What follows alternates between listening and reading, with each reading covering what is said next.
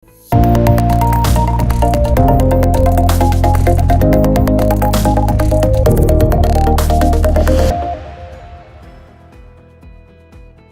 everyone, welcome to IFS platform. Again with a new success story. I am with you people, dear students. कहते हैं ना, जिंदगी तुम्हारी है, चाहे तो बना लो या फिर मिटा दो। तो अगर आप एक एम को टारगेट करते हुए चल रहे हैं तो आप ही हैं जो एम को पा सकते हैं, आप ही हैं जो अपनी जिंदगी संवार सकते हैं। तो again with a success story, today we have Priyanka Jaina, all India rank 117। तो आइए मिलते हैं प्रियंका से, किस तरह से उसकी CSIR की जर्नी रही है। एंड प्रियंका को तो हमने ऑफलाइन सेंटर पुणे में खुद पढ़ाया है, तो हम रूबरू होते हैं, बहुत दिनों बाद मिल रही है। लेकिन चलिए बात करते हैं कि किस तरह से प्रियंका की CSIR की प्रिपरेशन हुई है।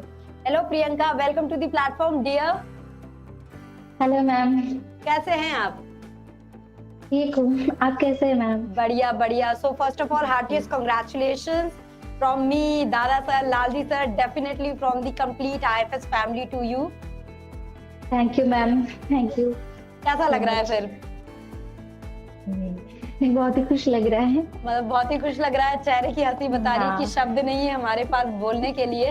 But definitely Priyanka is one of the students जो कंसिस्टेंटली लगी रही। अगर हम देखते हैं कि दिन रात पढ़ते रहे, लाइब्रेरी में बैठे रहे, कुछ जो चुनिंदा स्टूडेंट्स होते हैं जिन्हें हम हमेशा रिमेम्बर करेंगे, तो one of them is Priyanka. तो again Priyanka, heartiest congratulations to you. तो हमेशा डरती रहती थी ना कि सक्सेस मिलेगा या नहीं, तो उम्मीद थी सक्सेस की, इस रैंक की? नहीं मैम, ये तो नहीं था। बहुत डर लगता था कि एग्जाम, फिर उसका रिजल्ट, ये सब सोच के मैं बहुत ज्यादा पैनिक हो जाती हूँ। तो इट वाज लाइक, लेकिन फाइनली रिजल्ट है हाथ में। यस मैम, एंड डेफिनेटली उसके लिए मैं तो overwhelming. You are hardworking, dear. No doubt, your result was definitely going to come since you are too much hardworking, and definitely you put your extra efforts for learning something new, and that's really a good thing. तो प्रियंका, कैसे लगा आपको? कैसे आपने सोचा कि मुझे पुणे आना चाहिए, मुझे प्रिपरेशन करनी चाहिए, मुझे CSIR ही पढ़ना है? कहाँ से आपकी जर्नी बिगिन हुई? ये तो बहुत लॉन्ग जर्नी है मैम, क्योंकि लाइक जैसे मैं मास्टर्स में थी तो ऐसे ही रैंडमली मैं एक बार सर्च कर रही थी मॉल बाय के कुछ लेक्चर्स। मुझे कुछ डिफिकल्टीज आ रही थी स्टडीज में, तो लाइक मैंने उस वक्त देखा था कुछ वीडियोस दादा सर के, एप्लीकेशन ट्रांसक्रिप्शन थे। तो वो पहला टाइम था कि मैंने जब पहली बार पढ़ा था, तो मैंने जब वो वीडियोस देखा कि आई वाज शॉक्ड कि कोई मतलब इतने अच्छे से वो तरीके से बेसिक से एक्सप्लेन किया, जीन क्या होता है, जीनोम क्या होता है। तो वो चीज मुझे बहुत अच्छी थी। फिर धीरे धीरे मैंने सारे वीडियोस को देखना स्टार्ट कर लिया था IFS के। एंड उस वक्त ही मुझे पता चला था मास्टर्स के दौरान कि ऐसे कुछ CSIR नेट एग्जाम होता है। तो उसी दौरान मैंने ऐसे नॉर्मली गूगल में सर्च किया कि इस एग्जाम के बारे में क्या करना है क्या नहीं। तो वो मेरे लिए बहुत ही अच्छी चीज थी। मुझे पता चला कि लाइक हम मेरे फर्दर स्टडीज के लिए मैं CSIR नेट एग्जाम दे सकती हूँ। तो देन आई वाज डिसाइडेड कि मुझे करना है तो अभी IFS में ही करना है, क्योंकि ऐसे तो वैसे ही रहा। तो लाइक अभी देखो, अगर मैं बात कर रही हूँ तो just after the pandemic you were here, right? Just pandemic का जो लॉकडाउन खत्म हुआ था उसके बाद ऑफलाइन जाना है। You are from Odisha, then coming here till Pune. How you made up your mind कि नहीं, मुझे ऑफलाइन करना है? एक तो चीज थी कि जैसे कि मैंने कहा, मुझे मास्टर्स से ही डिसाइडेड था कि मैं अगर प्रिपरेशन करूंगी तो IFS से ही करना है। लेकिन क्या हुआ कि ऑनलाइन के भी ऑप्शंस थे, लेकिन मुझे ऐसा पर्सनली फील होता है कि अगर पर्सनली जाके दादा सर से मिलना, पढ़ना, आपके भी कुछ वीडियोस देखे थे केसी सर, तो वो एक लाइक मेरे अंदर बैठ गया था कि नहीं, मुझे वहां जाना है एंड इन सबके साथ पढ़ के ये एग्जाम क्लियर करना है। क्योंकि पहले जब मैंने ये एग्जाम के बारे में सुना है, देखा लाइक 313 यूनिट्स, इतना बड़े यूनिट्स के साथ ऑनलाइन, वो भी कोरोना के टाइम पे घर पे बैठ के दिमाग लाइक ब्लास्ट हो रहा था। तो इसलिए बहुत ज्यादा टेंशन में आ गई थी। लेकिन याद है आज भी, अगस्त का मंथ था, तो ऐसे ही एक नॉर्मली मैं यूट्यूब स्क्रॉल कर रही थी एंड वीडियोस आया कि ऑफलाइन बैच स्टार्ट हो रहा है। एंड वो मैं बहुत ज्यादा खुश हो गई थी। लेकिन फिर भी बहुत वो दुख लगा था, क्योंकि वैसे ही मतलब इतना कोरोना के टाइम पे मैं आ नहीं पाई अचानक जब स्टार्ट हुआ बैच। तो मैं 2 मंथ लेट में ही आई थी, लेकिन दुरुस्त आए। है ना? Yes ma'am. देर आए दुरुस्त आए। तो Priyanka thank you ma'am. Like जब आपने खुद सिलेबस देखा था, it was a huge mountain of yes ma'am. 13 unit, how it felt like here? अरे वो तो ऐसे ही हो गया, मतलब पता नहीं चला कैसे ही दिन ब दिन क्लास चलते गए। एग्जाम्स होते थे हर संडे, उसका एक था तो आया, बस एक चीज लगा कि वो होता है ना कि इतना बड़ा चीज था, वो होते होते होते होते इतनी शॉर्ट्स 13 से नोट्स में बढ़ गए, इतना बड़ा syllabus. So it was a वो एक roller चीज coaster थी। journey for you, yes yes. and definitely there was some ups, downs. We all have seen it together, and we are yes also very proud of you, dear. तो अगर मैं बात करती हूँ तो it's a really very challenging journey. Definitely you need to keep yourself motivated throughout. So who is your role model in your life, whom you really admire as a person? ऐसे तो ma'am मैं जब यहाँ पे आई थी तो like बहुत सारे डर था, जैसे कहा इतना बड़ा सिलेबस, फिर मुझे अपने भी कॉन्फिडेंस नहीं था मैं कर पाऊंगी या नहीं। लेकिन ऐसा था कि पहले दिन का इंटरेक्शन हुआ था, आर्ट्स सर आए थे तो लाइक उनका इंटरेक्शन बहुत ही अच्छा था, मतलब इतना एकदम जोशफुल। तो उन्होंने कहा कि इतना डरने की बात नहीं है, ऐसे बहुत सारे बच्चे तुम्हारी तरह है, नॉर्मल है। और फिर उन्होंने एग्जाम्पल दिया था आपका, दादा सर का, डीजे सर का, सब एक नॉर्मल स्टूडेंट थे, वो तुम्हारी सीट्स पे बैठते थे, लेकिन देखो आज वो सक्सेस की जर्नी पे है। तो वो चीजें हमेशा दादा सर बोलते हैं कि अगर हम कर सकते हैं तो आप लोग क्यों नहीं। तो खुद को हमेशा बोलना चाहिए कि मैं नहीं कर सकती तो कौन कर सकता है। तो like it was really impact. Definitely Priyanka ने बहुत इंपॉर्टेंट बात कही है यहाँ पे, मैं नहीं तो कौन। एक सही बात है, प्रियंका यही बोल रही है, प्रियंका जैना नहीं तो कौन थी जो क्वालिफाई करेंगी।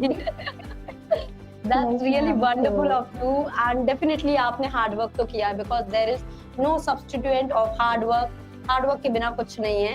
रिजल्ट भी उन्हीं का आता है जो जी तोड़ मेहनत करने की कोशिश करते हैं, दिन रात लगे रहते हैं अपने गोल और अपने एम के लिए। तो प्रियंका लाइक अगर मैं बात कर रही हूँ तो there is an number of distractions. First of all घर छोड़ के अपनी एक कंफर्टेबल लाइफ छोड़कर आकर दूसरे सिटी में एक हॉस्टल में एडजस्ट करना, how tough it is, how challenging it is? हाँ, ये तो बहुत ज्यादा चैलेंजिंग था क्योंकि एकदम से एनवायरनमेंट चेंज हुआ और मैं बहुत बीमार पड़ती थी लाइक इस दौरान। हमेशा 2 दिन में कुछ ना कुछ हो जाता था मुझे, लेकिन कैसा था, पढ़ने आए और तो वो करना ही है। लेकिन दादा सर क्लास में एक चीज बोलते थे हमेशा, एक छोटी सी सिर दर्द को लेकर तुम बैठ जाओगे ना तो आज का दिन पूरा चला जाएगा, लेकिन एक दिन चला जाएगा तो वो वापिस नहीं आने वाला है। तो वो ये बीमार पड़ते थे, कुछ भी होता था, लेकिन वो ये बोलते थे अगर कुछ कर नहीं पा रहे हो तो बैठ के सुन सकते हो, अगर सुनने की हालत में नहीं है तो नोट्स को ऐसे जस्ट रोल अप करो, कुछ ना कुछ तो वर्ड जाते रहेगा। तो वो चीजें थी कि अब इतनी दूर आई हूँ तो, और फैमिली का भी देखा था कि वो इतने मतलब मुश्किल से मुझे पढ़ा रहे हैं, तो बस वही चीजें, छोटी छोटी चीजें, मतलब खुद को ही करना पड़ता है, समझाना पड़ता था कि नहीं कुछ नहीं, और हो गया ऐसे ऐसे। और चीजें थी कि क्लास में पढ़ने में मजा आता था, तो मुझे कभी मिस करने को अच्छा भी नहीं लगता था क्लासेस, क्योंकि मुझे पता था एक क्लास मिस हो जाएगा तो मैं कभी नहीं पा सकती हूँ, तो इसीलिए होता गया है। Suppose the social media, right from the Telegram to the Instagram to the Facebook. So how you managed all kind of distractions along with your studies? कैसे ये manage?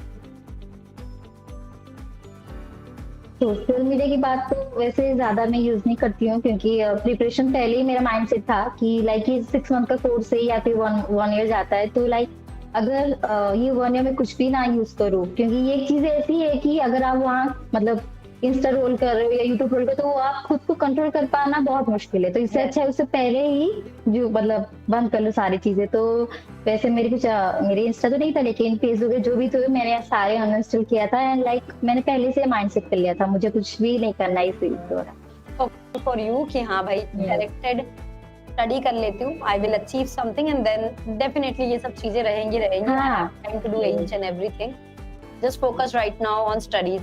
That's really good at your end.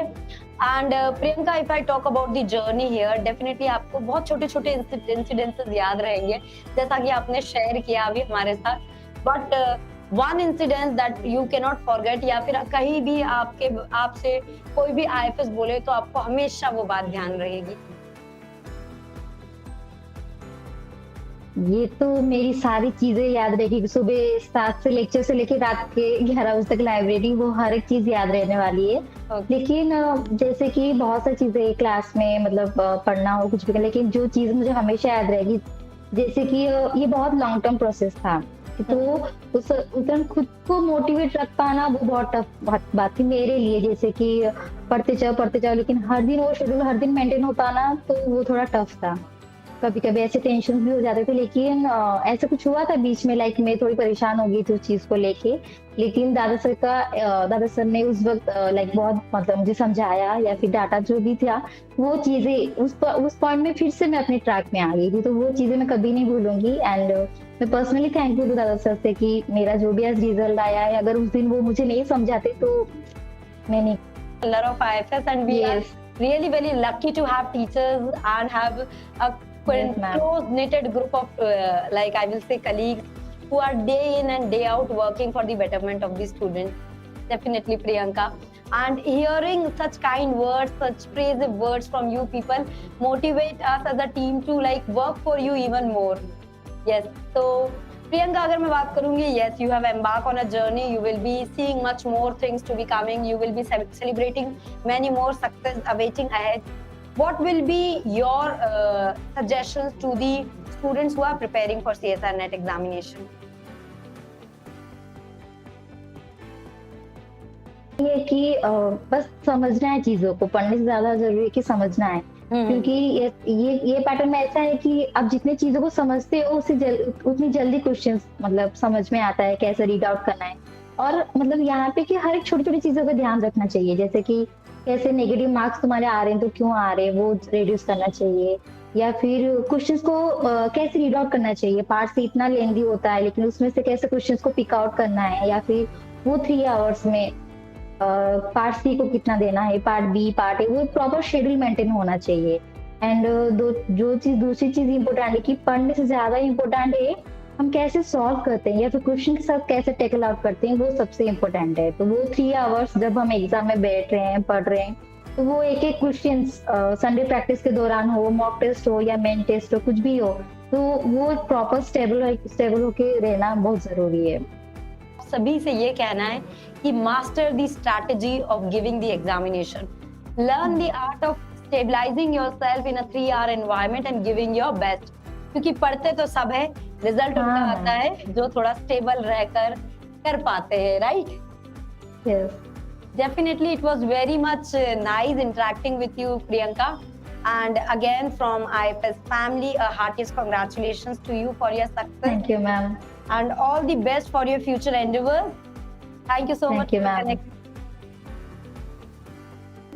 Yes. Thank you, ma'am. It was और a मैं भी pleasure बहुत to have- personally thank you आप सबसे ma'am. आप भी आती थी, मुझे याद है लाइब्रेरी में सबसे ऐसे पढ़ के बोर हो जाते तो आप मजाक मस्ती कर लेती थी, क्या कर रहे हो बच्चों, पढ़ लो, कुछ भी करना है। तो वो भी हर चीजें मैं भी बहुत थैंकफुल हूँ आपसे, दादा सर, केसी सर, मतलब जिससे मैंने IIT फैकल्टी से पढ़ा है, लालजी सर, सबके लिए मैं भी बहुत ज्यादा थैंकफुल हूँ। क्योंकि मैं आज जितना भी नॉलेज गेन की जस्ट बिकॉज IIFS फैमिली और आपकी वजह से, तो thank you so much.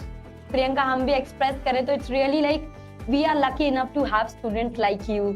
So it was really a great interaction with you. Stay connected with us and definitely हम आपको एक साइड पोजीशन पे, एक असिस्टेंट प्रोफेसरशिप की पोजीशन पे देखना चाहेंगे, जहां आप अपकमिंग टाइम में अपने जो भी लेक्चर्स हैं हम दोबारा कनेक्ट करेंगे, जहां आप और भी स्टूडेंट्स को डिफरेंट एस्पेक्ट्स पर गाइड कर सकती हो। So all the best for your future endeavours. Thank you.